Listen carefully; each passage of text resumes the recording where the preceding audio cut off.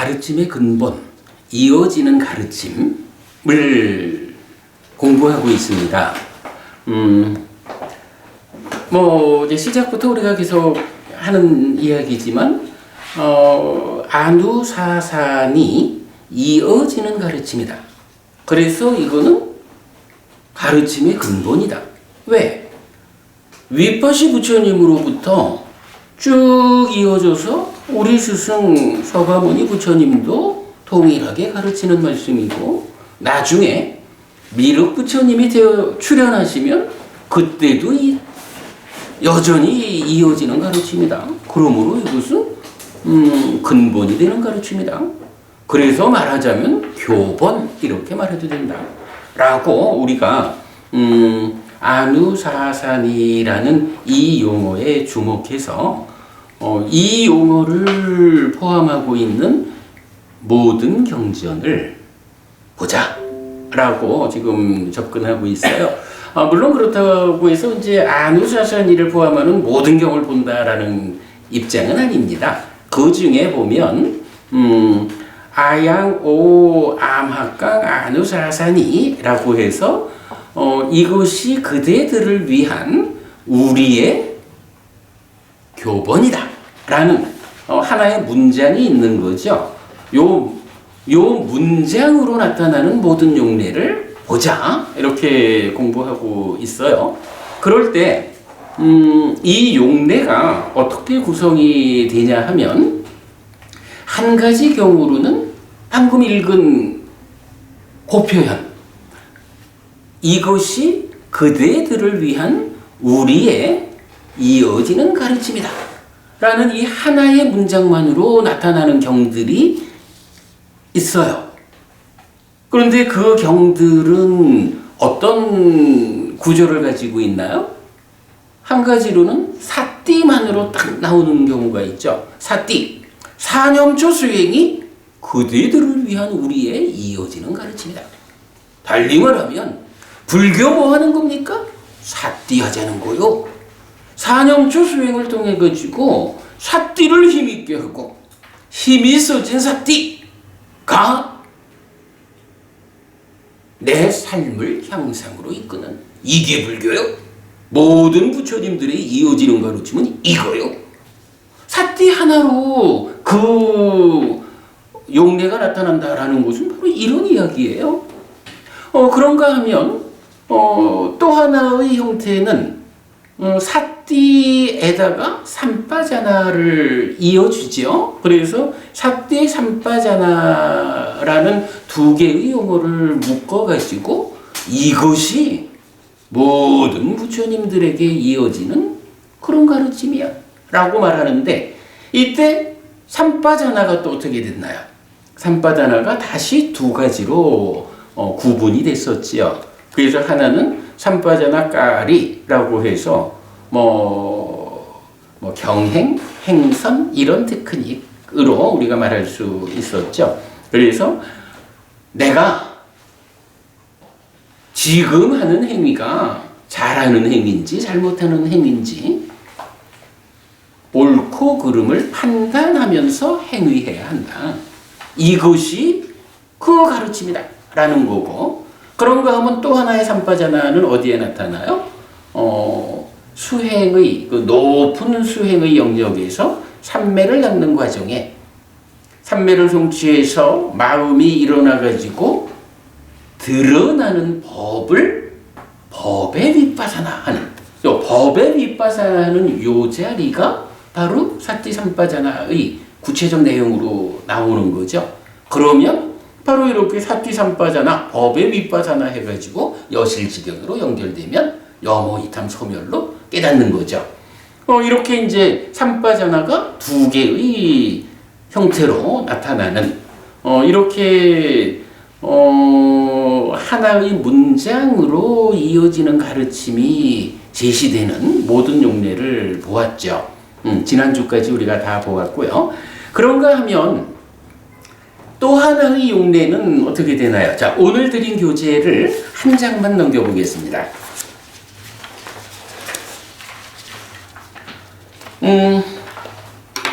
두 번째 단락에 비구들이요, 이렇게 나는 이전의 업을 설했고 새로운 업을 설했고 업의 소멸을 설했고 업의 소멸로 이끄는 실천을 설했다. 비구들이요, 제자들을 위해 베푸는 자인 스승이 행해야 하는 것을 연민하기 때문에 나는 그대들을 위해서 했다. 비구들이요, 나무 밑이 있고 빈집이 있다. 비구들이요, 선을 하라, 방일하지 마라. 나중에 뉘우침이 있게 하지 마라. 이것이 그대들을 위한 우리의 교본이다. 이렇게 마무리가 되죠. 요 중에 비구들이요, 제자들을 위해 베푸는 자인 스승이, 여기부터 우리의 교본이다라는 제법 긴 문장이죠. 이 문장 전체를 포함하고 있는 경전 용례가 있는 거죠. 이 경전 용례가 앞에 말한 사띠삼빠잖아. 요 용례와는 별개로 이제 각각의 경전들에서 어떤 한 가지의 주제를 부처님이 설명하고는 그 주제의 끝에 요런 표현을 하시는 거예요. 부처님이 누구냐 하면 제자들을 위해서 베푸는 자야. 그 제자들을 위해서 베푸는 자인 스승이 해야 하는 것을 그대들을 연민하기 때문에 내가 그대들을 위해서 이런 주제의 법을 설했어. 요 얘기죠. 그러기 때문에 나무 밑이 있고 빈집이 있으니 가서 선을 하라, 방일하지 마라. 나중에 뉘우침이 있게 하지 마라. 나중에 가서 뉘우치지 마라. 지금 설한 이것이 그대들을 위한 우리의 이어지는 가르침이다. 이렇게 나오는 거죠. 먼저 드린 교재에서 이렇게 이제 긴 내용을 가지고 있는 용례 경전을 10가지를 제목을 소개해 드렸어요. 물론 이제 그 중에 10가지 중에 하나는 이제 무위상류따, 하나의 상류따 전체를 담고 있기 때문에 경전 숫자로 치면 훨씬 더 많겠지만 그냥 무위상류따를 하나로 보면 10개를 이제 소개를 해드렸거든요. 그 10개의 용례를 되도록 서둘러가지고 2달 안에 다 보려고 그래요. 그리고 아까 이제 김법부님 말씀하셨던 우리 수행경전, 대념처경, 신념처경, 입출신념경, 이 3가지 수행경전의 특강을 6월 첫째 주부터는 시작을 하자. 글쎄, 그 3개 경전을 해석하는데 얼마의 시간이 걸릴까 하는 부분은 사실 조금 좀 애매함이 있는데, 그건 우리 나중에 얘기해서, 무한정 가는 것은 좀 어렵다. 3달 만에 끝내자거나, 5달 만에 끝내자거나, 우리가 조금 의논해가지고, 거기에 맞는 기간을 가지고 제가 강의할 수 있도록 그리하겠습니다. 자, 이렇게 이제 10개의 용례가 있는데, 이 용례가 마지막 니까야에서 몇 개, 그리고 무위상류따, 그리고 나머지 상류따 니까야와 앙구따라 니까야에 몇 개 이렇게 나와 있어요. 마지막 니까야의 4개의 경이 이 용례를 담고 있는데, 마지막 니까야만 해도 사실은 좀 긴 경이지요. 그리고 좀 주제가 어렵고, 그래서 제가 보통은 이런 용례를 공부할 때는 디가 맞지마, 상류따, 앙구따라 이런 순서로 하지만, 요번에는 마지막 니까야에 좀 부담되는 주제 경들은 좀 뒤로 미루고, 오늘 상류따 니까야와 앙구따라 니까야의 용례를 좀 소개해 드리도록 그리하겠습니다. 되도록 좀 서둘러 가지고 오늘 할 수 있을런지 몰라도 오늘 드린 교재를 소개해 드리도록 그리하겠습니다. 자, 이제 수업을 시작하면서 소개 다 했고요. 자, 경을 이제 같이 한번 같이 보겠습니다. 자, 첫 번째 용례가 35번 상류따의 129번 업의 소멸경이에요. 깜마 니로다 습당. 비구들이요, 새로운 업과 이전의 업의 소멸과 업의 소멸로 이끄는 실천을 설할 것이다. 그것을 듣고 잘 사고하라. 나는 말하겠다. 부처님이 뭐 제자들이 질문한 것도 아닌데 자, 내가 몇 가지 이야기를 해주겠다. 잘 들어라 하시는 거예요. 새로운 업이 있다. 이전의 업이 있다. 그리고 업의 소멸과 업의 소멸로 이끄는 실천. 네 가지를 얘기해 주겠다. 말씀이에요. 비구들이요. 무엇이 이전의 업인가? 비구들이요. 아는 이전의 업이고 형성된 것, 의도된 것, 경험해야 하는 것이라고 보아야 한다. 내지 설은 이전의 업이고 형성된 것, 의도된 것, 경험해야 하는 것이라고 보아야 한다. 내지 의는 이전의 업이고 형성된 것, 의도된 것, 경험해야 하는 것이라고 보아야 한다. 비구들이여, 이것이 이전의 업이라고 불린다. 어려워요. 다만한도 법부님 지금 이전의 업에 대해서 읽었거든요. 이게 무엇을 의미할 거다. 좀 감이 오실까요?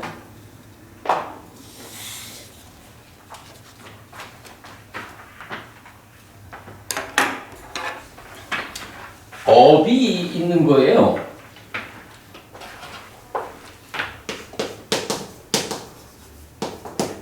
근데 이 업을 새로운 업이 있다는 거예요.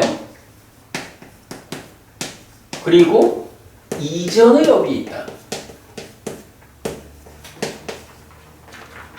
무언가 새로운 업, 그러니까 뭐 이거는 지금 짓는 업이겠지요. 뭐 이전의 업, 과거에 지은 업이겠지요. 뭐 업은 기본적으로 행위거든요. 그런데 이전의 업을 말하자라고 하면서 김부부님, 이전의 업이 뭐라 그래요? 생각. 응? 지우는 행위. 곰방 읽은 거. 안이비설신. 안이비설신의를 이전의 업이다. 이렇게 말을 하잖아요.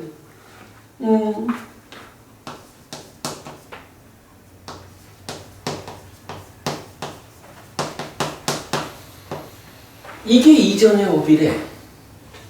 그런데 이제 이 이전의 업이 어떤 성질을 가지느냐라고 하니 형성된 거다. 의도된 것이다. 경험해야 하는 것이다. 이렇게 이제 설명을 해주고 있어요.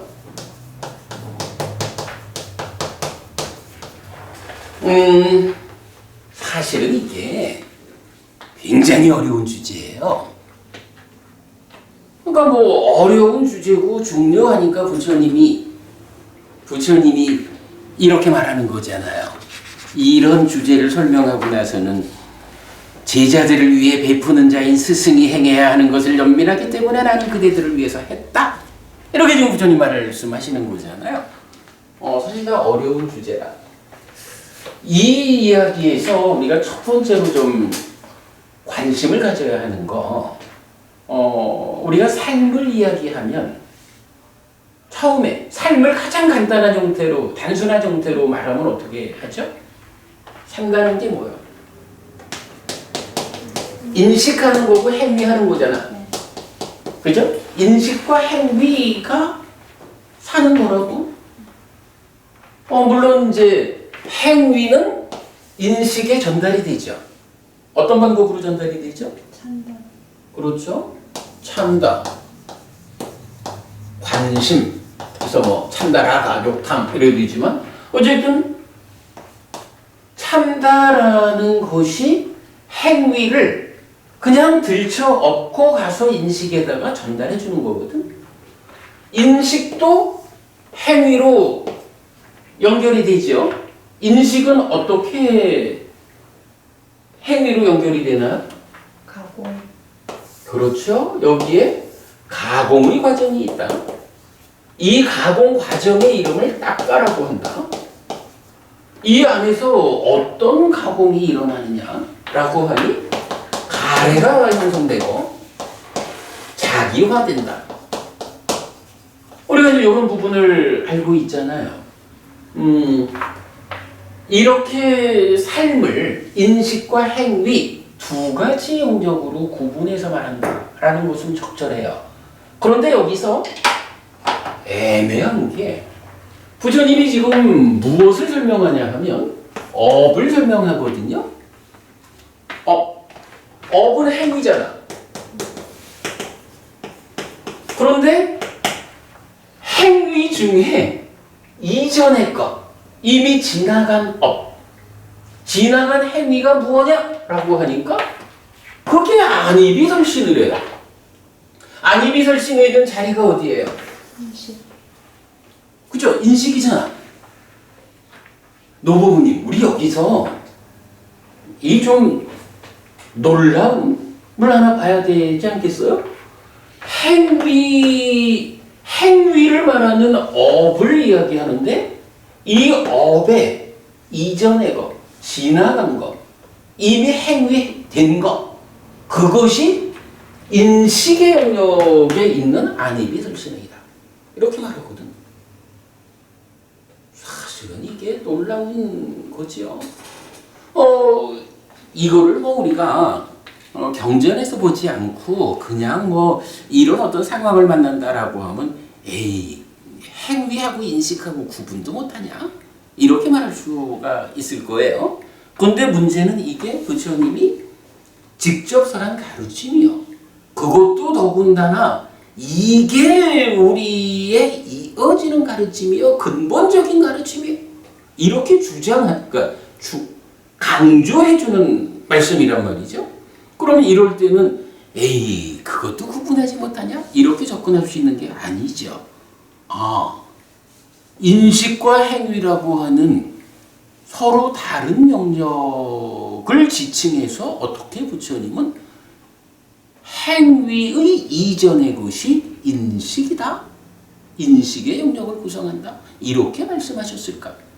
이거는 무슨 의미일까? 이렇게 접근 방법을 달리 해야 되는 거죠. 여기서 이제 그러면 우리가 그러니까 이제부터 해야 되는 게 뭐냐 하면 업이라고 하는 거, 행위가 어떤 방법으로, 과정으로 안이비설신의라고 하는 인식으로 연결이 되는 것일까? 이 부분이 설명이 되어야 부처님 말씀을 우리가 이해할 수 있는 거죠. 그래서 뭐니 해도 삶의 메커니즘이 구명되지 않으면 사실은 이런 가르침을 해석할 수가 없죠. 물론 역으로 지난 한 10년 가까이 우리가 이제 니까야를 제가 해석하는 공부를 해왔잖아요. 공부 거의 그 시작 무렵에 제가 이 경을 만나가지고 참 많이 어려웠어요. 그때는 지금 말씀드리듯이 이렇게 표현은 하지 못했지만, 아니 도대체 업이라고 하는 거하고 안이비술신의가 어떤 관계이길래 부처님은 이렇게 말씀하실까? 이게 안 오는 거죠. 그래서 이 부분을 붙잡고 참 많이 고민했던 기억이 있는 경이죠. 자, 우리 여기서 이렇게 한번 봅시다. 행위가 있어요. 삶의 메커니즘 이렇게 말할 때 우리가 시작을 어떻게 말해요? 행위를 시작점으로 하는 세 개의 순환 구조가 있습니다. 이렇게 말하죠. 행위를 시작점으로 하는 세 개의 순환 구조. 어떤 게 있나요? 일단 순환 구조 1번. 요거죠. 행위를 싣고 인식에 전달하는. 요거 우리가 작은 순환고리 이렇게 이름을 붙였죠. 그 다음에 또 뭐가 있나요? 한마라도 부분이. 이게 업이 사실은 인식이 행위로 전달되는 요 가공의 과정에서 가래가 자기화다. 요건 뭐예요? 여기에 번뇌가 작용을 하고 있는 거죠. 번뇌의 영향 때문에 가래가 되어가지고 근데 이 번뇌가 뭐냐 하면 상은 상인데 병든 상 이래 되는 거죠. 그래서 상이 병들어서 번뇌라는 이름으로 간섭된 가공 과정에서 행위는 오염돼 있다. 이런 문제가 삶에 있는 거죠. 오염된 행위. 그리고 이 오염된 행위에 의해서 두 가지 결과물이 생기죠. 하나는 상이 잠재한다.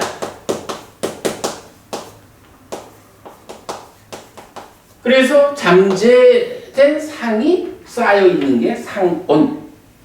노부부님 아까 우리가 잠시 고 얘기했지만 생각을 우리가 어떻게 하든 간에 사실은 내면에서 작용하는 상이라고 하는 경향성.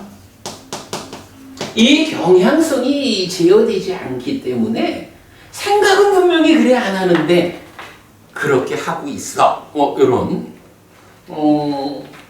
그래서 이 부분을 우리가 어떻게 이름을 붙였느냐? 잠재순환고리 이렇게 이름을 붙였죠. 또 하나의 순환고리는 어디 있나요? 여기죠. 행위가 오염되었어. 이런 잠재순환고리 이 과정에 의해서 번뇌 때문에 오염되면 상이 잠재하고 또 하나의 결과가 뭐예요? 식이 머문다.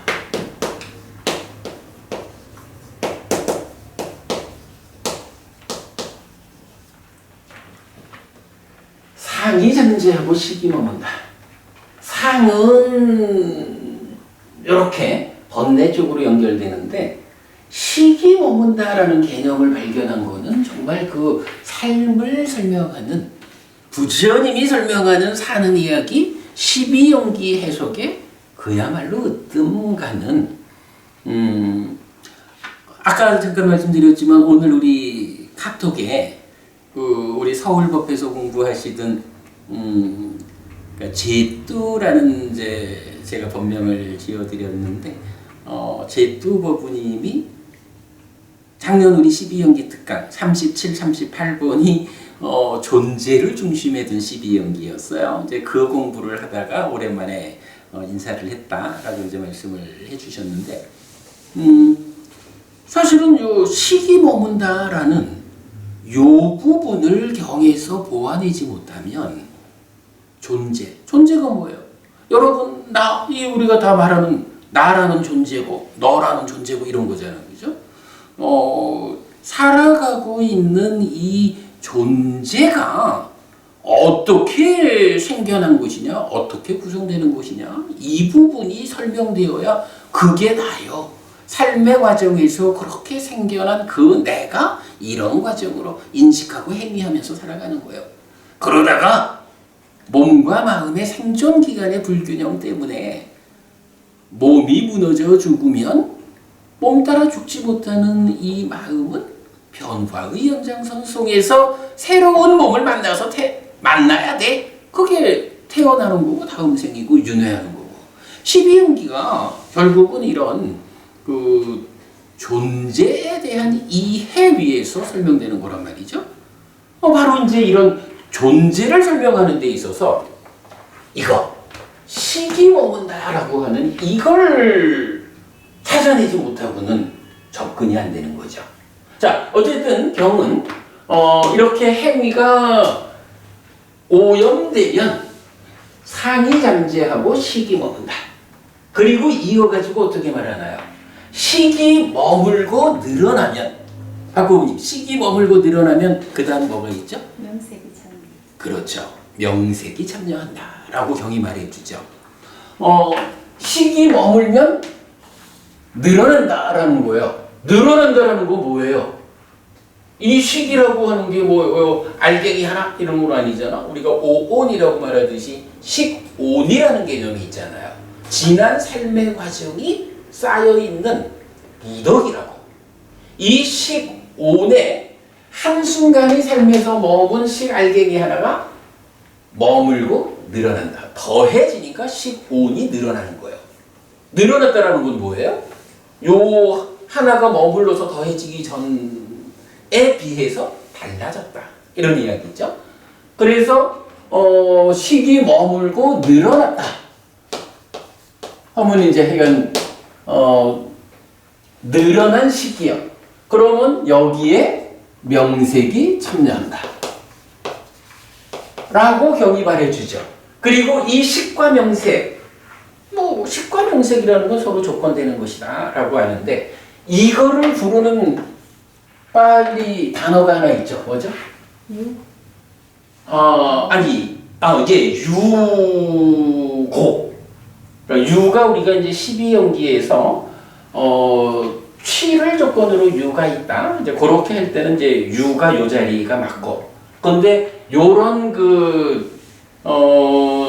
순환적 구조를 설명할 때 식과 명색이 함께한 요거를 부르는 단어가 있어.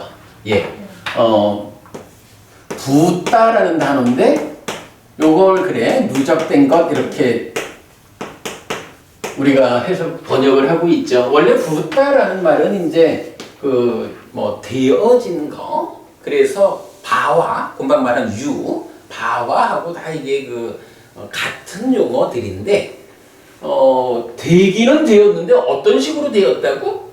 이렇게 삶의 과정에서 식이 머물고 늘어나는 과정을 통해서 누적된, 그죠? 온이라는 개념. 누적되는 과정을 통해서 되어진 거예요. 그러니까 좀 전에 말씀드렸던 몸이 무너져 죽은 다음에 식이 새로운 몸과 만나가지고 다음 생을 시작하는데 그 식이 어떤 식이요? 이런 과정을 통해서 누적되는 거기 때문에 아뜨만이라는 개념이 아니고 지속적으로 그러니까 변화하는, 지속적으로 달라지는, 그래요, 연기된 식이에요. 이런 부분이 다 요 자리에서 설명이 되는 거죠. 자, 어쨌든 이제 이렇게 식이 머물면 식과 명색이 함께한 붓다가 돼요. 그러면 이제 여기에서 두 갈래 길이 있는 거예요. 두 갈래 길. 어떤 두 갈래 길인가요?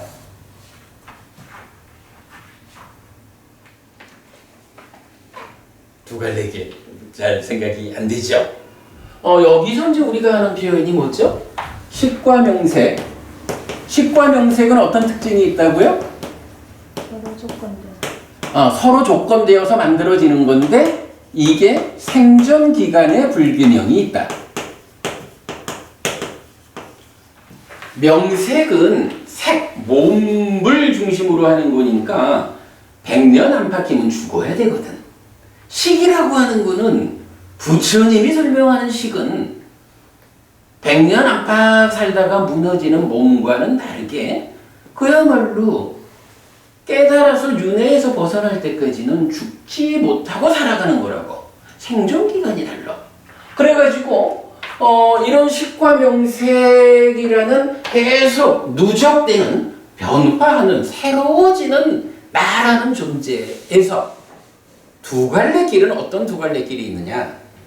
몸을 기준으로 몸이 유지되는 동안, 몸이 유지되는 동안에는 식과 명색이라고 하는 누적된 것으로의 내가, 우리가 산다라는 게 한순간만 살고 마는 건 아니잖아요. 한순간을 살아가지고 누적되어서 변화한 그대로 또 이어서 새롭게 세상을 만나잖아. 이런 개념이죠. 그래서 이제 식과 명색으로 진행이 되고, 그런가 하면 몸이 무너졌어. 요렇게 이제 두 갈래 길이 있는 거예요. 몸이 무너지면 어떻게 되죠? 죽은 거잖아. 죽으면 어떤 일이 생겨요?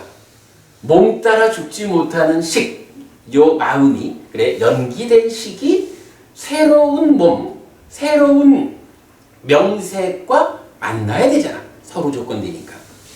그걸 뭐라고 불러요? 그게, 그렇죠? 그게 태어남이라고. 태어나면 늙고 죽어야 되죠. 이렇게 이제 12연기로 연결되는 거죠. 그런데 이제 우리가 한평생 살아있는 동안에는 죽고 태어나면 나중 문제고, 살아있는 동안에는 이렇게 누적되어서 변화된 나의 상태로 또 세상을 살아야 되잖아. 세상을 산다라고 할 때 어떤 방법으로 살아요? 말하자면 식과 명색인 내가 있어. 그런데 세상을 만나려고 보니까 이 세상이 어떻게 구성되어 있을까? 라고 보니까 세상은 어떻게 구성되어 있죠? 김법우님, 세상은 어떻게 구성이 되어 있더라? 경전은 세상을 두 가지로, 대표적으로 두 가지로 말해요. 하나는 색, 성, 향, 미, 촉. 요 5가지가 세상이다. 이렇게 알려주는 경이 있어요. 요거 물질 세상만을 세상이라고 표현하기도 하는 거고, 그런가 하면 또 다른 경전에서는 색, 성, 향, 미, 촉, 법. 6, 외, 입처가 세상이다. 이렇게 말해주잖아요. 그러니까 뭐 단순한 거야. 산다라는 게 뭐냐 하면 내가 세상을 만나는 이야기니까 내가 세상을 만나려면 어떤 방법으로 만날까? 생각해 보니까 내가 만나야 하는 세상이라는 게 보이는 것으로 존재하든 들리는 것으로 존재하든 냄새로 존재하든 맛으로 존재하든 느낌으로 존재하든 그리고 물질 아닌 어떤 것으로 존재하든 이렇게 세상이 존재하는 거지 뭐. 그러니까 그렇게 세상을 색성향 미촉 법으로 존재하는 세상을 만나려니까 이제 어떤 방법으로 만나야 하나. 근데 이제 문제는 몸이 그러니까 색성향 미촉이라는 요 물질 세상은 어떤 식으로 만날 수 있느냐라고 하니까 몸이라는 개념이 없으면 못 만나잖아요. 예를 들어서 내가 장님이요. 그러면 세상에 눈에 보이는 많은 물질들이 있어도 장님이 되어버리는 순간 못 본다고. 그래서 색성향 미촉이라고 하는 요 물질 세상을 만나자라고 하는 거기에는 이거는 몸을 필요로 하는구나. 요걸 알 수가 있어요. 그래서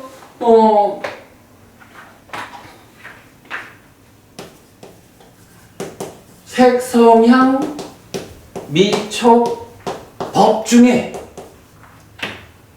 색성향 미촉 앞에 5가지 물질로 된 것을 만나는 거기에는 몸이 필요하구나. 근데 이거를 그냥 몸 이렇게 말하기는 또 그렇죠. 그러니까 보이는 것을 보는 측면에서의 몸. 그걸 뭐라고 불러요? 안근 이렇게 부르는 거죠. 그리고 이근, 비근, 설근, 신근 이렇게 물질을 만나기 위한 조건으로의 몸 해가지고 안근 내지 신근. 물질 아닌 것은 법을 만나는 것은 그대로 의근 이렇게 이제 표현하고 있죠. 그런데 몸만 있으면 보나요? 우리가 마음이 떠나고 몸만 버려져도 그 몸이라는 것 자체가 이제 죽었으니까 사실은 이제 몸이라고 불리지 않지만 그러나 그 존재 형태만을 가지고 보면 눈도 있고 귀도 있고 다 있죠. 뭐. 그런데 죽은 자는 보지 못해. 왜? 마음이 떠났어. 보자라는 데는 몸 혼자 보는 게 아니라 마음이 같이 있어야 보죠. 그러니까 우리가 늘 하는 얘기지만 누가 봅니까? 몸이 봅니까? 마음이 봅니까? 아니면 몸과 마음이 함께한 내가 봅니까? 이렇게 말하는 거죠. 그래서 여기에는 색을 보는 데는 안근이라는 몸의 역할도 필요하지만 안식이라는 보이는 것과 관계해서 생겨나서 머물고 쌓인 이런 마음이 필요하다고요.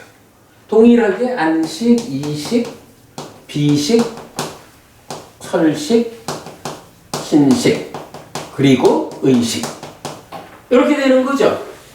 이럴 때에 요거 안식과 안근이 함께한 요거를 뭐라고 불러요? 예, 이걸 안 이렇게 부르는 거예요. 그래서 안입이설신의 육내입처라고 하는 거는 이거는 안근을 말하는 것도 안식을 말하는 것도 아니에요. 이거는 식과 근이 함께한 것으로의 보는 자인 네이처 이렇게 되는 거죠. 요렇게 이제 우리가 삶을 이해할 수가 있어요. 그런데 이제 이럴 때 이 안입이설신의 마음과 몸이 함께한 거 이건 어디서 온 거예요? 이게 바로 여기서 온 거죠. 이렇게 머물고 늘어나서 누적된 그것이 몸이 유지되는 동안은 식과맹색의 상태로 지금을 또 살죠. 이럴 때 이 식이라고 하는 게 뭐예요? 식 이거 누적된 거잖아요. 그죠? 이 누적된 것이 어떤 형태로 누적이 돼 있어요?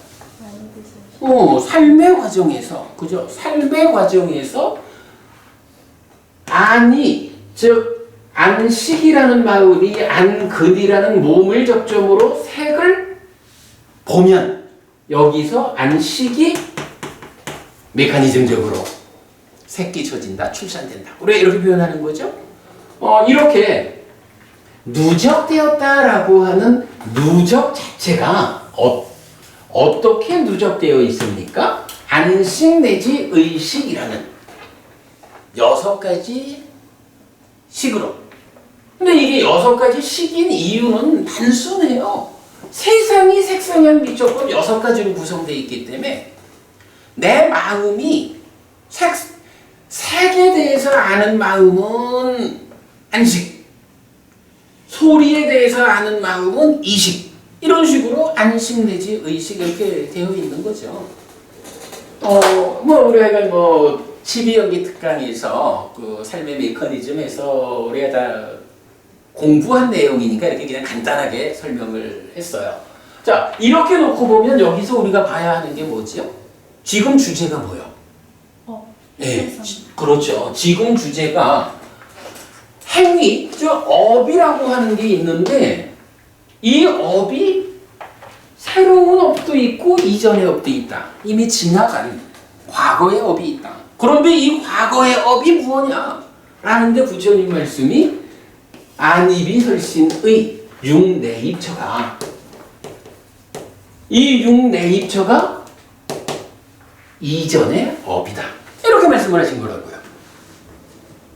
그래서 우리가 고민한 게 뭐야? 아니, 행위 영역에 있는 업하고 인식의 영역에 있는 내입처하고가 어떻게 해서 과거의 행위, 즉 업이 인식의 주관인 육내입처라고 하는 것일까? 이 부분을 부처님 말씀이 아니라면 택도 없는 얘기 하지 마라, 이렇게 그냥 제껴버리면 될 텐데, 이게 부처님 말씀이면서 심지어는 이게 그대들을 위한 우리의 이어지는 가르침이다!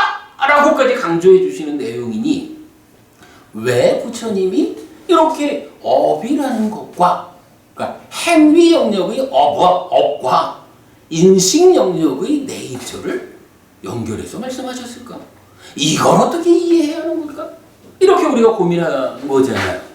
다행히 그간 공부를 통해서 우리가 삶의 메커니즘을 그려냈고, 무엇보다도 하여간 그 출발해서 행위를 시작점으로 하는 작은 순환고리, 잠재 순환고리, 그리고 이렇게 돌아와가지고 인식주관인 내입처가 되는 이런 순환의 구조를 보여준다. 이 순환의 구조를 큰 순환고리, 우리가 이렇게 표현하고 있죠. 산다는 게 이렇게 행위를 시작점으로 하는 3가지 순환고리 형태로 구성되어 있기 때문에 순환하는 것이다. 어떻게 순환하느냐? 행위가 번뇌 때문에 상이 병들었다라는 것 때문에 오염이 되어가지고 오염된 행위가 상도 잠재시키지만 식을 머물게 하고 식은 머물고 늘어나서 그때 명색이 참여해가지고 새로운 존재가 형성되면 새로워진 존재가 다시 지금 세상을 만나는 그 주체로 살아간다. 아, 이렇게 연결되는구나. 물론 뭐 여기 이건 뭐 안식 내지 의식이 생겨가지고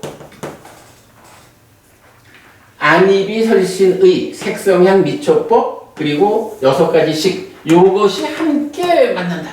동시에 존재한다. 3, 4 합촉 그러죠? 그러면 촉은 촉에서 느낌이 생기면 이 느낌의 상태로 딱 가공으로 들어가는 거죠. 뭐 이런 부분 우리가 아는 거고. 어쨌든 이제 업의 소멸경에서 첫 번째로 부처님 알려주신 이전의 업은 안입이설신의 육내입처다 라고 하는 것을 우리가 해석한 거죠. 다만한도 부부님 이렇게 이해하면 부처님 말씀을 우리가 받아들일 수 있겠죠. 박 부부님 왜 고개를 갸우뚱? 어느 부분이 미심쩍을까?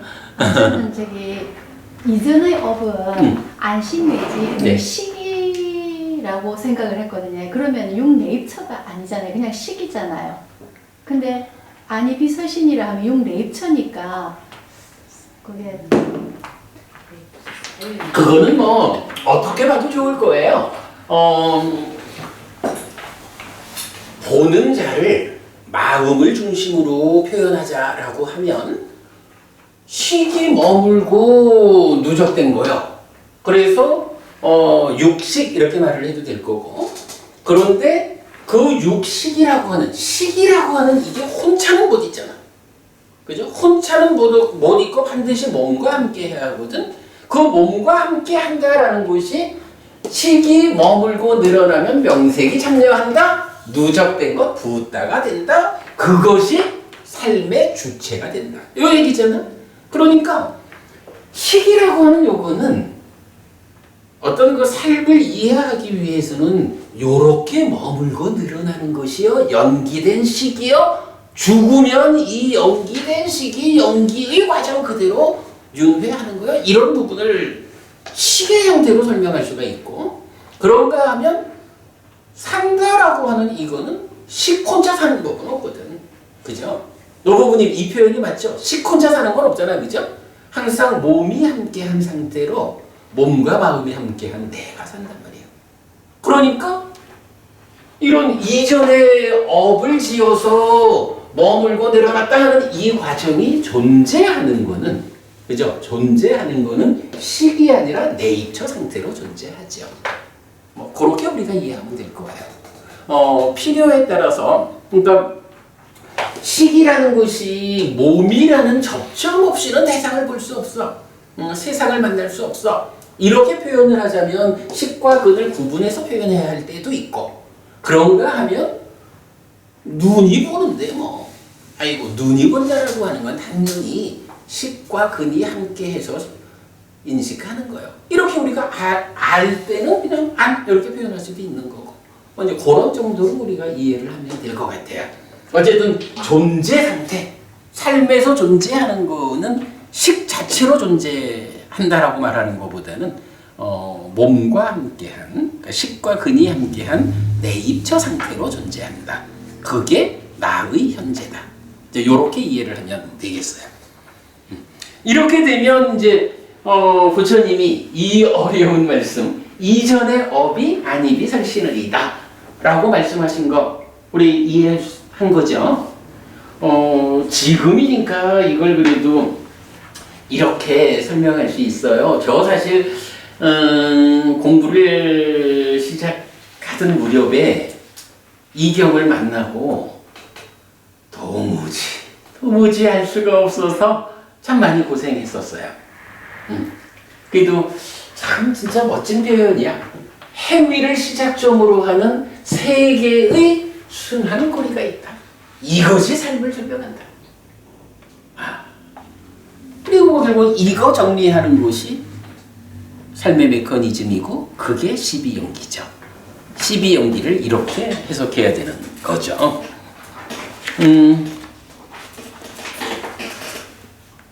예, 일단 뭐 이전에 그리고 이제 그러면서 이렇게 이제 안이비설신의라고 말하면서 이것이 어떻다고요?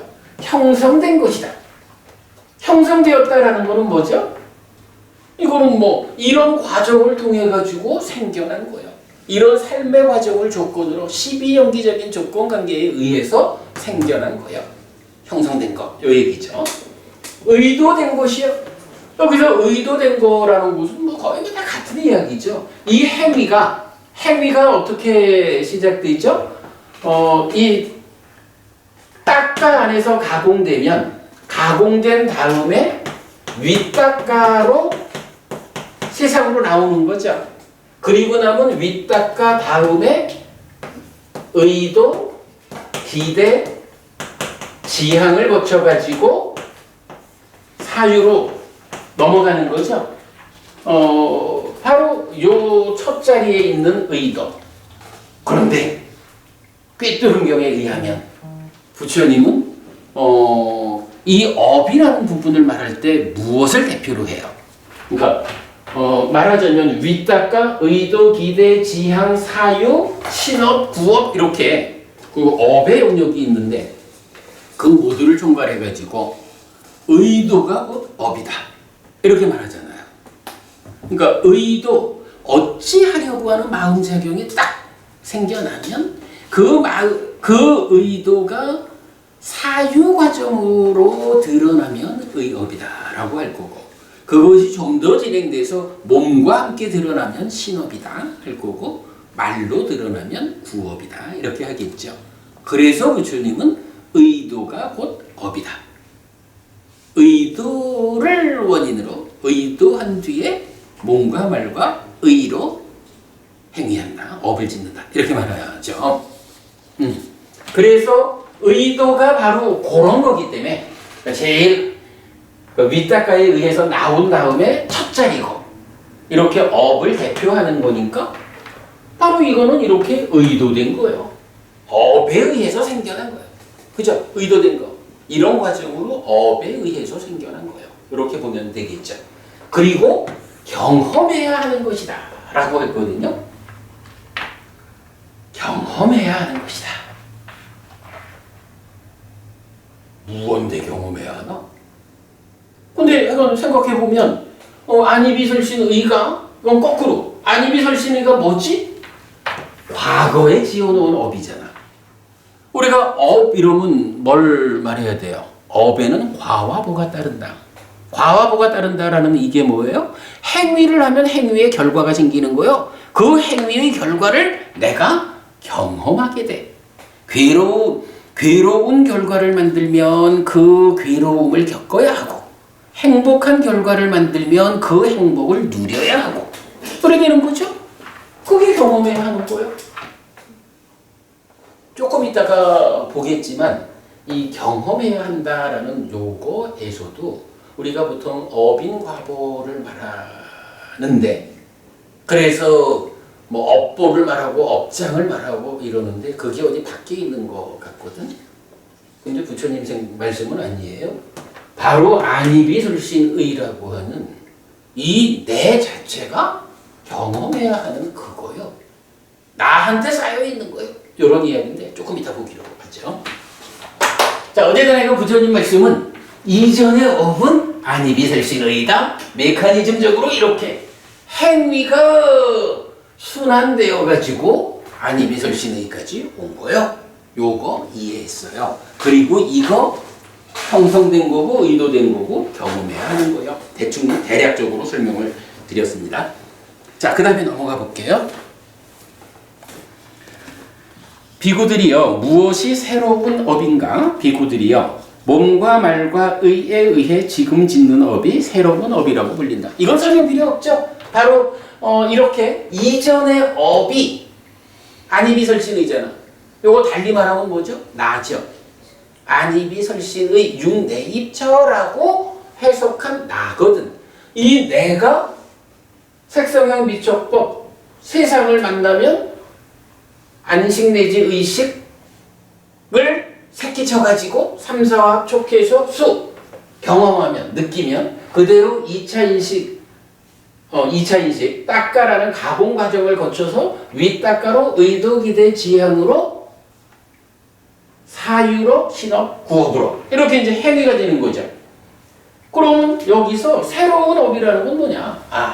이전의 업의 결과로 만들어진 내가 지금 세상을 만나가지고 진행을 하면 그 세상을 만나는 인식의 결과를 가공해가지고 행위를 하게 되는데 바로 과거 행위의 결과인 내가 지금 세상을 인식해서 행위하는 바로 지금 진행되고 있는 이 행위 요게 새로운 업이에요. 그러니까 이건 뭐 사실은 설명이 필요 없어요. 우리가 이전의 업이 무엇다라는 것만 분명히 알 수 있으면 새로운 업은 그래서 지금 몸과 말과 마음으로 행위하는 것 이렇게 된 거죠. 비구들이여 무엇이 업의 소멸인가? 비구들이여 신업과 구업과 의업의 소멸로부터 해탈에 닿는 것. 비구들이여 이것이 업의 소멸이라고 불린다. 업의 소멸은 그럼 뭐죠? 업의 소멸. 김보부님, 네. 업의 소멸. 소멸이라는 말 자체가 그러면 업을 어떻게 업을 안 지우면 되는 건가? 있으니까 해탈. 여기서 아주 그 중요한 표현이 해탈에 닿는 거 이거죠. 업의 소멸로부터 해탈에 닿는 거. 우리가 여모 이탐 소멸이란 수행 과정을 말하잖아요. 바로 요 딱가 안에서 여모 이탐 소멸하잖아요. 이때 소멸이라는 말을 우리가 어떻게 이해하고 있나요? 바로 병든 상, 번뇌, 병든 상을 치유하는 거죠. 병든 상을 치유한다라는 게 다른 말로는 번뇌를 부수는 거죠. 번뇌가 부서지는 거예요. 그러면 번뇌가 부서짐으로 딱가 안에서 무명이 버려지고 명이 생겨나. 그걸 뭐라고 해요? 소멸 이렇게 부르죠. 그리고 그렇게 무명이 버려지고 명이 생겼다 소멸되었을 때 그 위에서 탐과지는 무탐 무진으로 바뀌죠. 그거 사마타 윗바사나의 수행 과정이죠. 이탐과 소멸이고 그렇게 생겨난 마음 위에서 염오 이 과정을 거쳐가지고 행위가 연결되어가는 요런 거죠. 그러니까 업의 소멸이다라고 하는 거는 이 업을 짓지 말라 뭐 이런다든가 아니면 이미 지어져 있는 이거를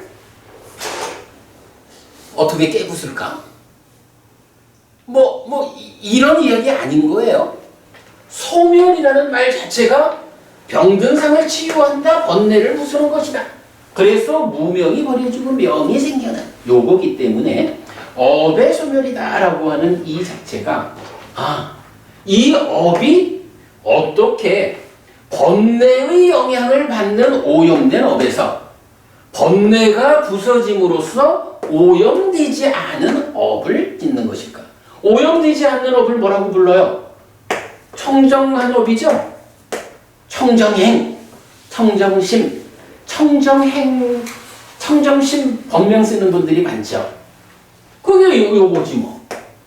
바로 이렇게 번뇌가 부서짐으로 인해서 업의 오염이 해소되고 청정한 업을 짓는 것. 이게 뭐예요? 업의 소멸인 거예요. 그러기 때문에 여기서 말하길 이렇게 말하죠. 신구의 업의 소멸로부터 해탈에 닿는다. 해탈에 닿는다. 그게 뭐예요? 바로 여기서 무명이 버려지고 명이 생기는. 이게 다른 말로 하면 뭐죠? 유위. 유위에서 무위리가 성취되는 거죠. 그래서 열반이 실현되는 거. 이게 뭐예요? 해탈이잖아. 그죠? 그래서 업의 소멸로부터 해탈에 닿는 것 하는 요 하나의 표현이 사실은 우리가 여모 이탐 소멸의 자리를 여기다 놓고 소멸이 뭐냐고 번뇌가 부서짐으로써 무명이 버려지고 명이 생기는 거 이게 소멸이야. 라고 우리가 해석한 것이 이 경에 의해서 타당성을 갖는 거예요. 소멸하면 해탈하는 거예요. 번뇌가 부서진 거예요. 상이 치유된 거예요. 탐진치가 소멸된 거예요. 그죠? 요런 이야기. 요렇게 이제 업의 소멸까지를 우리가 보았어요. 자, 넘어갑니다. 비구들이여 무엇이 업의 소멸로 이끄는 실천인가? 오직 이 8요소로 구성된 성스러운 길이 업의 소멸로 이끄는 실천이니 정견, 정사유, 정어, 정업, 정명, 정정진, 정념, 정정이다. 비구들이여 이것이 업의 소멸로 이끄는 실천이라고 불린다. 팔정부가 업의 소멸로 이끄는 실천이야. 이거 만약에 업의 소멸을 뭐 업을 짓지 말자라든가 뭐 하여간 어떤 어떤 물질적 개념을 동원해 가지고 소멸시키는 이런 식으로 생각한다면 아니 팔정도 해가지고 뭐 망치질할 일 있나? 아니라 말이야, 그죠? 소멸이라는 개념이 바로 이렇게 번뇌를 부수는, 번뇌가 부서짐으로써 무명이 버려지고 명이 생기는, 그래서 해탈하는, 이게 업의 소멸이기 때문에 이러한 업의 소멸로 이끄는 실천이 팔정도다. 팔정도를 통해서 바로 이렇게 번뇌를 부수는 일을 하는 거다. 그래서 다만한도 부분이 우리 깨달음의 마지막 과정이 뭐예요? 누진통. 번뇌를 부수는 거잖아. 그죠? 이렇게 우리가 이 업 하나를 가지고도 부처님은 이전의 업이 뭐고 새로운 업이 뭐고 업의 소멸, 그 실천, 요 네 가지를 딱 설명해 줌으로써 이런 그 삶의 이야기 전체를 포괄적으로 담아주고 있다. 이렇게 보면 되겠죠. 비구들이여 이렇게 나는 이전의 업을 설했고 새로운 업을 설했고 업의 소멸을 설했고 업의 소멸로 이끄는 실천을 설했다. 요거는 이제 요 네 가지 부처님이 이제 설명을 하셨어요. 그리고는 이제 우리가 공부하는 용례죠. 비구들이여 제자들을 위해 베푸는 자인 스승이 행해야 하는 것을 연민하기 때문에 나는 그대들을 위해서 했다. 비구들이여 나무 밑이 있고 빈집이 있다. 비구들이여 선을 하라. 방일하지 마라. 나중에 뉘우침이 있게 하지 마라. 이것이 그대들을 위한 우리의 교본이다. 이어지는 가르침이다. 해서 이 경이 마무리가 되었어요. 노부분이 보시기에 어때요? 이 경 어렵죠? 어찌 보면 삶의 메커니즘을 이해하고 있으면 네이처 웨이처 그거 네이처 웨이처를 이해하고 나서 이렇게 하는 거죠. 그죠. 사실은 이제 오늘 제가 그 부분을 조금 더 설명드릴까 하다가 이제 넘어가는 것 같아서 준비를 안 했어요. 근데 이제 경에 보면 이게 이제 저기 보통 그렇잖아요. 그 촉을 3,4화합 촉 이러잖아. 근데 보통 3,4화합 촉을 어떻게 말하나요? 함경에서 아마 그렇게 나온 것 같아. 근, 경, 식 3,4화합 하거든. 근, 경, 식은 이식을 말하는지 이식을 말하는지 모르고 근경식 3,4화합 이렇게 촉을 말하면 니까야적으로는 그런 불교는 없는 거야. 니까야적으로는 3,4화합 촉은 분명히 식과 근이 함께한 것으로의 안. 그죠? 네이처 그리고 웨이처 그리고 출산된 식이 함께하는 것이다. 많은 경전이 안과 색을 조건으로 안식이 생긴다. 그 세 가지가 만나는 것이 촉이다. 이렇게 딱 정확하게 표현이 되거든요. 이거 약간 긍정식으로 3,4화합을 이해해서는 부처님 생각하고는 천길 떨어져 있다. 이거 분명히 알아야 되고요. 그리고 이제 이런 부분, 오늘은 제가 이런 그 안입이 설신의가 왜 행위가 인식으로 이렇게 연결되어 가지고 이전의 업이라고 말했을까 하는 거를 메커니즘적으로 이렇게 설명을 해드렸는데 그 경에 보면 몇 가지 이렇게 그 식과 근이 더해져서 네이처가 된다. 요런 이해 없이는 해석할 수 없는 표현들이 있어요. 뭐 예를 들자면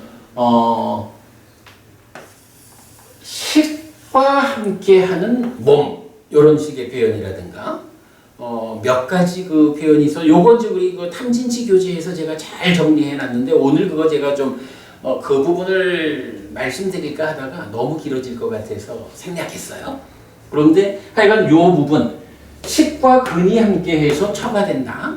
요렇게 이 자리를 이해하지 않고는 해석될 수 없는 부처님 가르침과 경전들이 많아요. 근데 보통은 뭐 이렇게 뭐 메커니즘적으로 순환적인 이해를 잘 안 하고 있으니까 뭐 거기까지 접근들이 안 돼 있겠죠. 아무튼 근경식 삼사화합이라고 촉을 이해해 가지고는 부처님 가르침에는 접근할 수 없다라는 거. 네. 저기 경과 외처는 어떻게 다른가요? 아, 경과 외입처. 그 부분은 좀 애매해요. 사실은 이제 그 외입처, 그래서 이제 바히따 아야따나라는 말이 있고 그런가 하면 위사야라는 단어가 있어요. 근데 그 위사야를 경이라고 번역한 것 같아요, 중국에서. 그런데 좀 어려운데 어쩌면 요거는 그 우리 니미따라는 개념이 있잖아요. 그러니까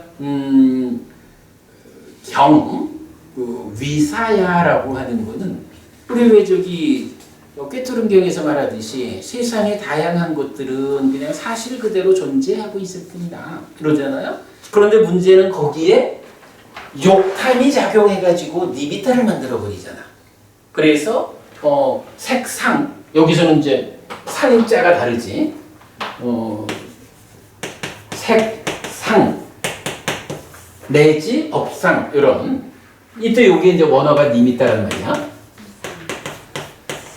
우리가 이제 그 외입처라는 개념은 12연기적으로 중생에게 적용되는 개념이니까 기본적으로 그 니미따의 영향을 받는 상태 이렇게 봐야 할 것 같아요. 그래서 어쩌면 그게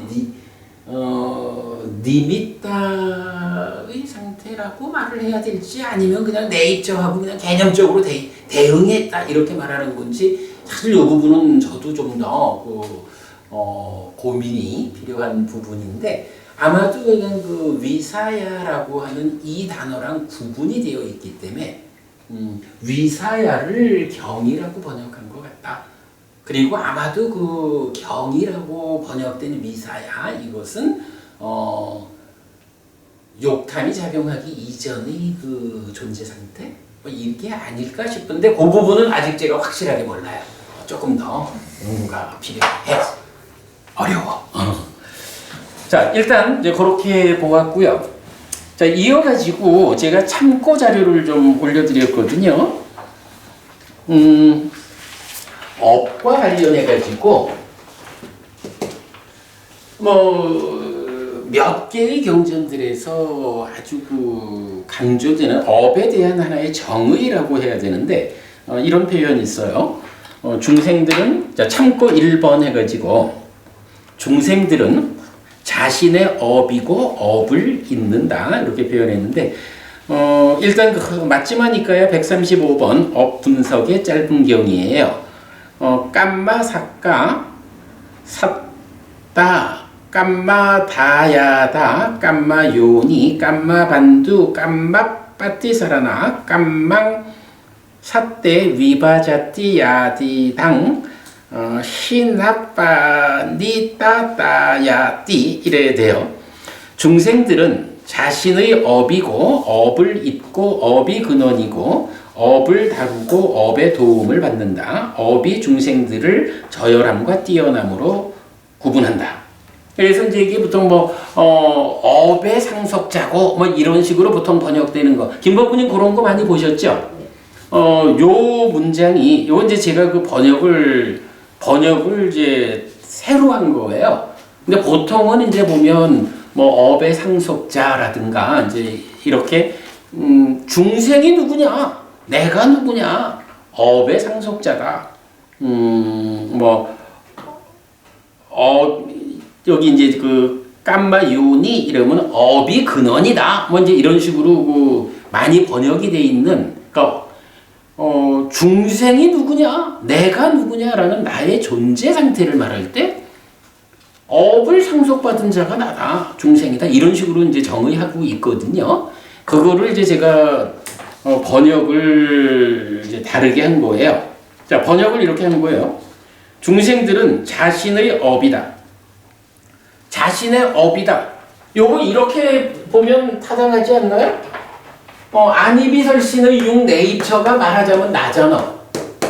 그죠? 인식주관의 나고 말하자면 중생이지 뭐. 그런데 아니비설신의가 뭐라고요? 이전의 업이야. 그러니까 중생들은 자신의 업이야. 요 말이 이렇게 되면 타당하죠. 이렇게 순환되어 오는, 지금 이제 이 경에서 알려주는 이전의 업이라는 개념을 배제하고 중생들이 자신의 업이다 이렇게 말하면은 그 업이라는 것이 중생이라는 존재하고 어떤 관계에 있길래 이럴까라는 부분이 조금 좀 애매하거든요. 그런데 이렇게 이전의 업이 아니비설신이다 라는 이런 가르침에 의해서 보면 당연하지 뭐. 내가 그러니까 중생이 누구냐? 중생이 난데 내가 아니비설신의인데 이게 이전의 업이요. 그러니 당연히 중생들은 자기 자신이 지은 업이 자기 그대로요. 이렇게 말이 되는 거예요. 한마디로 더 보면 요 말이 타당하죠, 그죠? 요거 사실은 굉장히 중요해요. 그래서 제가 지금 요거를 이 경에 이어가지고 참고로 요 내용을 보여드리는 거예요. 두 번째로 업을 잇고 이랬어요. 이거 보통 뭐 업의 상속자 이렇게 이제 표현하는 건데 요 말의 의미를 그대로 보면 이제 그 잇는다라는 말이 번역이 뭐 제가 볼 때는 적절한 번역이에요. 근데 업을 잇는다 말 그대로죠. 여기서 행해진 이 업이 쌓여가지고 그대로 내가 되어 있어. 근데 그게 어떤 업이요? 이전의 업이요. 내가 이전에 지은 업을 그대로 내가 이어받아서 그대로 이어받아서 내가 되어 있는 거예요. 이런 개념이에요. 그러니까 중생이 그대로 자신의 업이다. 내가 이전에 지은 업이 나요. 업을 잇는다. 이전에 지은 업이 그대로 내가 되어 있기 때문에 내가 바로 과거에 지어온 업들을 이어서 지금 살고 있는 거예요. 이 얘기죠? 업이 근원이다. 당연히 업이 근원이죠. 업을 다룬다. 새로운 업이라는 게 뭐겠어요? 내가 지금 새로운 업을 지어가는 거가 업을 다루는 거지 뭐. 그리고 업의 도움을 받는다. 요게 이제 깜마 빠띠사라나에서 빠띠사라나를 보통 이제 귀의처, 의지처 이렇게 번역하는데 이 단어가 그대로 도움이라는 의미를 갖고 있어요. 그래서 저는 이제 이게 업이 딴 데 있는 어떤 거라면 거기에 귀의하고 의지할지 몰라도 업 자체가 난데 그러면 내가 지어놓은 업이 있어서 이게 뭐랄까요? 업보 이래 되겠죠? 지어놓은 업이 좋으면 그 공덕의 업들이 가지는 힘에 의해서 살기가 편하네요. 이게 다 업의 도움을 받는 거죠. 이렇게 이제 우리가 해석을 할 수 있죠. 그래서 업이 중생들을 저열함과 뛰어남으로 구분한다. 지금 잘난 자는 전생이든 금생이든 어쨌든 살아온 과정이 좋으니까 지금 뛰어난 거예요. 지금 못난 자는 살아온 과정이 나쁘니까 못난 거예요. 전생의 문제든 금생의 문제든 이렇게 지금 표현하고 있는 거죠. 사실은 이제 이 문장이 업에 대한 대표적인 문장이죠. 그러니까 업에 대한 게 아니라 중생과 업을 연결하는 이럴 때 그러니까 오늘 본 이 이전의 업이 아니비설신이다 라는 이 정의 하나가 바로 내가 업이에요 라고 말하는 이 부분에 대한 확실한 답을 준다 이렇게 말할 수가 있는 거죠. 그래서 제가 지금 요 두 가지를 연결해서 설명드립니다. 이어서 보면 안구따라니까야 열의 모음의 216번 기어감의 경이에요. 비구들이요, 중생들은 자신의 업이고 업을 잇고 업이 근원이고 업을 다루고 업의 도움을 받는다. 그는 선하거나 악한 업을 짓고 그것을 잇는다. 자, 앞의 경에서는 업이 중생들을 저열함과 뛰어남으로 구분한다 이랬는데 여기서는 하나가 다르죠. 그는 선하거나 악한 업을 짓고 그것을 잇는다. 의미는 같아요. 선한 업을 짓고 그것을 이으면 뛰어나게 되는 거고, 악한 업을 짓고 그것을 이으면 저열하게 되는 거지. 그죠? 의미상으로 같죠? 요 두 가지가 이제 대표적으로 중생들은 자신의 업이고 업을 잇는다. 요거고, 2단부터 몇 개의 경전들은 이제 경전 중에 요 해당 부분만 좀 제가 발췌해서 올려드렸는데, 요거는, 읽어나가겠습니다. 왜 우리가 업을, 내가 곧 업이다. 내가 업을 이은 존재다. 라는 부분을 잘 알아야 하느냐 하는 걸 몇 개 경전들이 설명해 주고 있어요.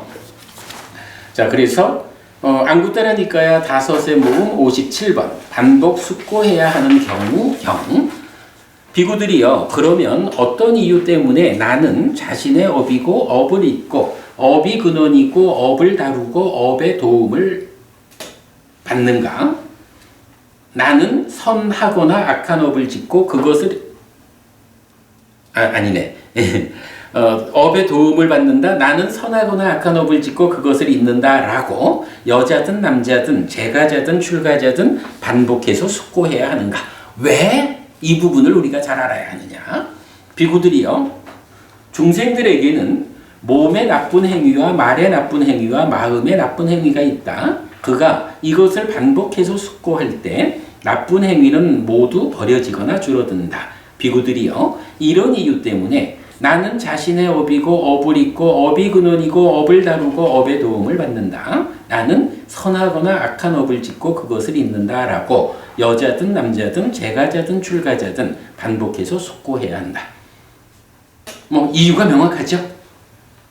어쨌든 나쁜 업을 지을 때 한 번 더 생각해야 되는 게, 이 나쁜 업이 가져오는 것은 괴로움인데 내가 누구냐 하면 바로 이 나쁜 업을 이어서 존재하는 중생이요. 요거 생각하면 나쁜 업에 의해서 생겨나는 괴로움을 그대로 내가 가지고 있어야 되는데 그런 업을 내가 지을 수가 있을까? 해서 안 짓게 되는 거죠. 그런 필요성을 말해주고 있고, 비구들이여, 그 성스러운 제자는 스스로 이렇게 숙고한다. 나만이 자신의 업이고 업을 잇고 업이 근원이고 업을 다루고 업의 도움을 받고 선하거나 악한 업을 짓고 그것을 잇는 것이 아니다. 참으로 중생들의 오고 가고 죽고 태어남이 있는 한 모든 중생들이 자신의 업이고 업을 잇고 업이 근원이고 업을 다루고 업의 도움을 받고 선하거나 악한 업을 짓고 그것을 잇는다라고. 그가 이것을 반복해서 숙고할 때 도가 생긴다. 그는 그 도를 실천하고 닦고 많이 행한다. 그가 그 도를 실천하고 닦고 많이 행할 때 족쇄들이 버려지고 잠재 성형들이 끝난다. 나만 업을 잇는 게 아니요, 너도 업을 잇는 거예요. 요 얘기죠? 자, 그 다음에 안구따라니까야 다섯의 모음의 161번 노여움의 제거경 1번. 비구들이요, 이런 5가지 노여움의 제거가 있다. 어떤 경우에든 비구에게 일어난 노여움은 완전히 제거되어야 한다. 화내지 않아야 됩니다. 그죠? 어떤 경우에든 그렇대요. 어떤 다섯인가? 비구들이요, 어떤 사람에 대해 노여움이 생긴다면 그 사람에 대해 자애를 닦아야 한다. 이렇게 그 사람에 대해 노여움을 제거해야 한다. 비구들이요, 어떤 사람에 대해 노여움이 생긴다면 그 사람에 대해 연민을 닦아야 한다. 자비. 이렇게 그 사람에 대해 노여움을 제거해야 한다. 비구들이여, 어떤 사람에 대해 노여움이 생긴다면 그 사람에 대해 평정을 닦아야 한다. 이렇게 그 사람에 대해 노여움을 제거해야 한다. 비구들이여, 어떤 사람에 대해 노여움이 생긴다면 그 사람에 대해 삿디하지 않고 자의하지 않아야 한다. 요 부분은 그렇죠. 근데 보통은 보면 그래도 잘 삿띠해가지고 자그해야 한다라고 말할 것 같은데, 나중에 우리가 그 두 갈래 윗닦아의 경에서 이제 나중에 볼 거예요. 그 경 아니다. 그 윗닦아 가라앉힘의 경이다. 그러니까 그 경에서 이런 부분 나와요. 그건 뒤에 보기로 하고, 어쨌든 내 관심을 거기에 두지 않아야 한다. 이런 의미로 이해하면 되겠어요. 이렇게 그 사람에 대해 노여움을 제거해야 한다. 비구들이여, 어떤 사람에 대해 노여움이 생긴다면 그 사람에 대해 업이 자신이라고 결정해야 한다. 이 존재는 자신의 업이고 업을 잇고 업이 근원이고 업을 다루고 업의 도움을 받는다. 그는 선하거나 악한 업을 짓고 그것을 이을 것이다 라고. 이렇게 그 사람에 대해 노여움을 제거해야 한다.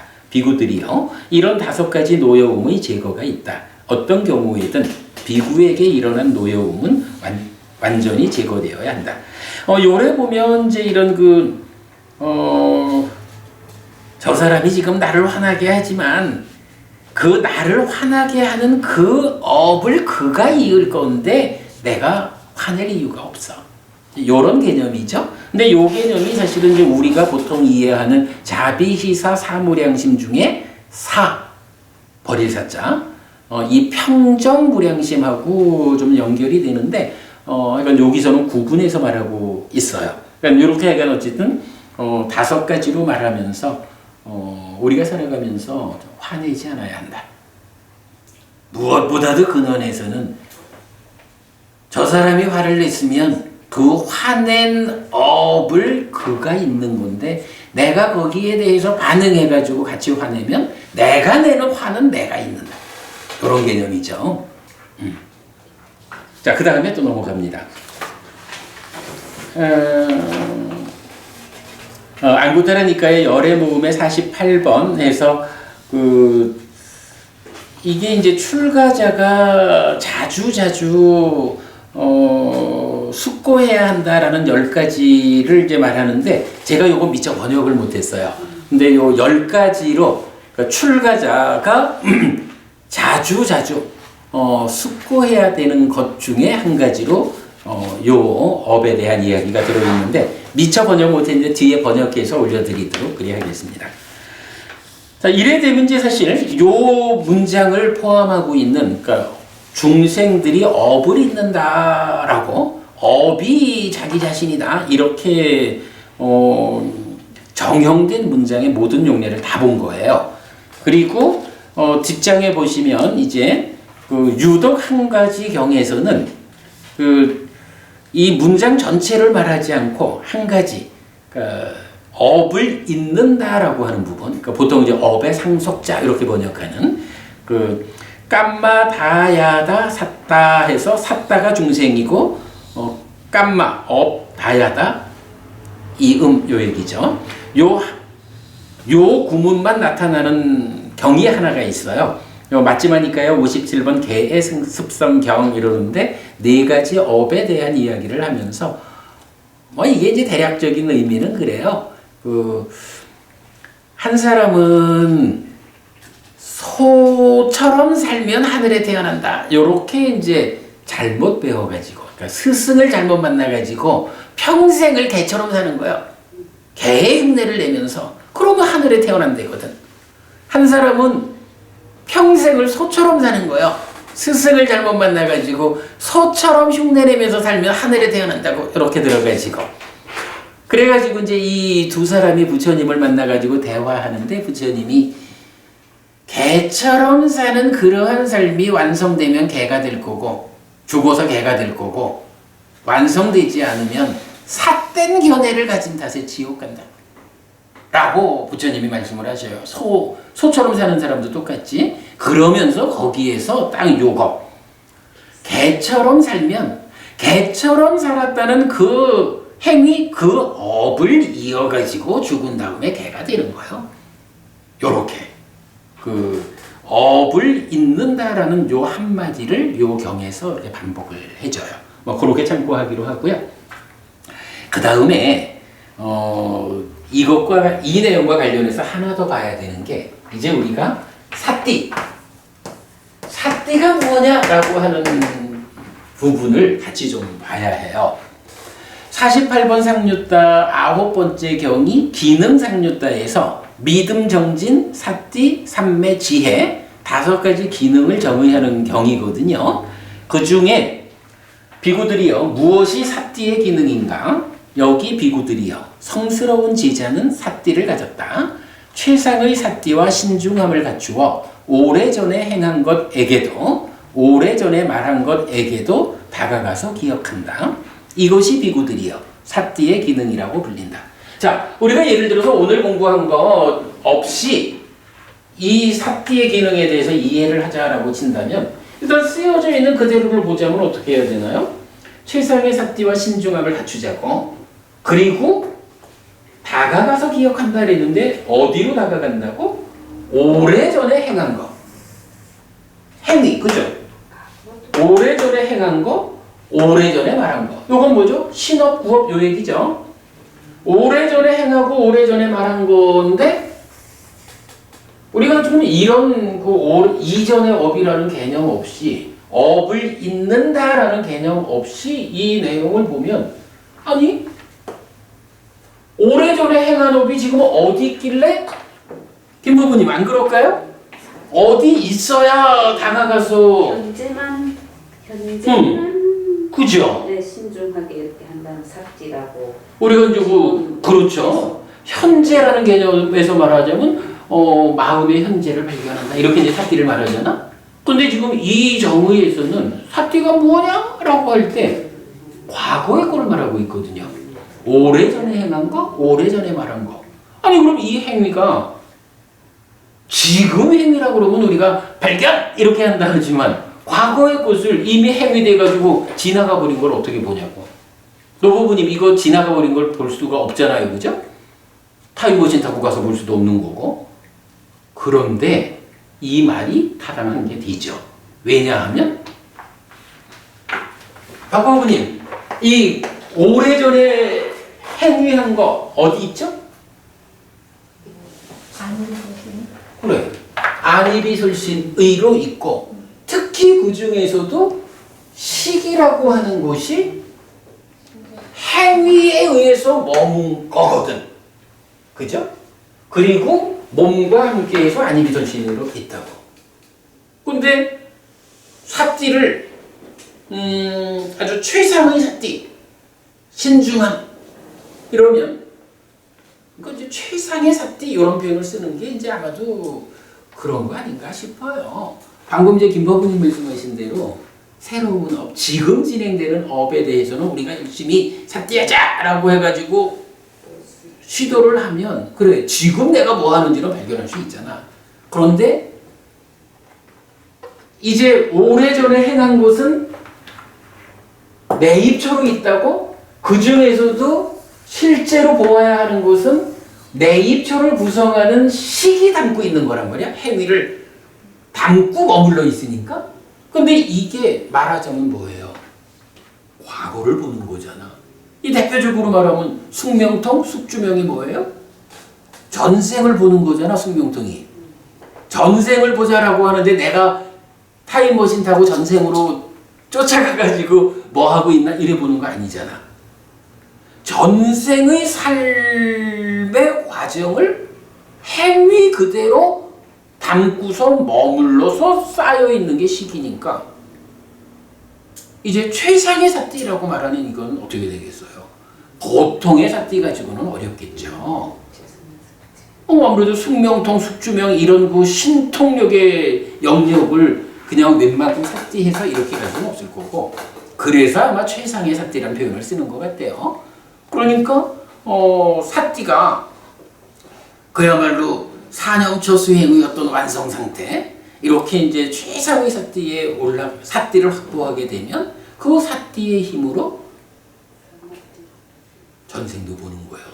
전생이라는 게 뭐냐 하면 오래전에 행한 것이 식이라는 이름으로 쌓여 있는 거예요. 이걸 일반적으로 중생들이 보지 못하는 이유는 뭐죠? 몸이 달라졌잖아.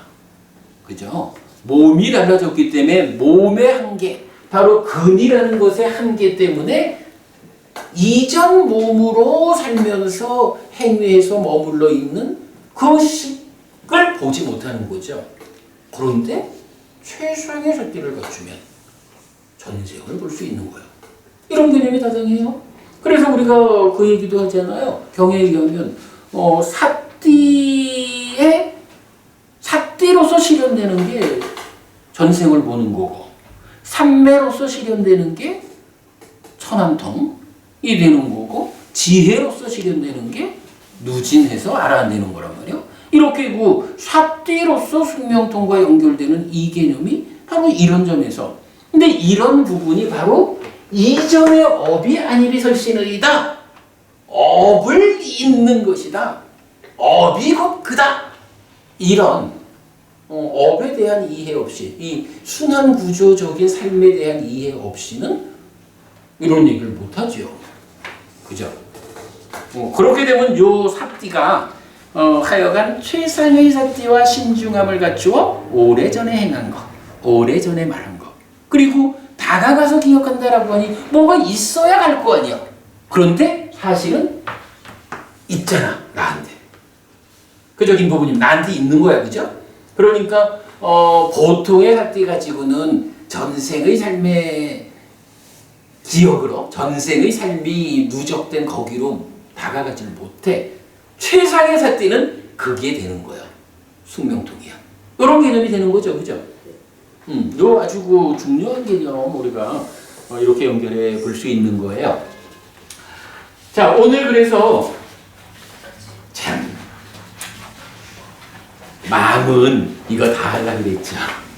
그러면서도 제가 사실은 요 이제 지금 뒤에 설명드린 요 참고사항 요거 때문에 어쩌면 요거밖에 못할지도 몰라 생각은 하고 시작을 했지만 딱 요거 하니까 마치네. 그래도 다시 정리했죠. 부처님이 이전의 업이 아니비 설신의다 라고 정의해 주신 요거 하나를 삶의 메커니즘적으로 해석하니까, 달리 말하면 12연기적으로 이해하고 나니까 참 많은 이야기가 어찌 보면 내가 누구냐고, 지나온 업들이 그대로 나여, 나는 지나온 업들, 내 과거에 지은 업을 이어가지고 지금 존재하는 거예요. 내가 있는 거예요. 그래서 지금 내가 어떤 행위를 하면 그 행위도 또 내가 이어야 돼. 그러므로 나쁜 행위를 하면 안 돼. 그래서 어떤 업을 지었느냐에 따라 가지고 귀한 사람도 되고 낮은 사람도 되고, 뭐 이런 모든 그 업과 관련한 이야기에 그 중심 자리가 설명이 된다고요. 업인과보라고 말할 때 이 업의 과와 보라는 게 어디 딴 데 있는 게 아니라 그대로 내가 갖고 있는 거예요, 그죠? 이런 부분까지를 그 이전의 업에 대한 한마디의 정의로 인해서 우리가 알게 되었다. 자, 하여간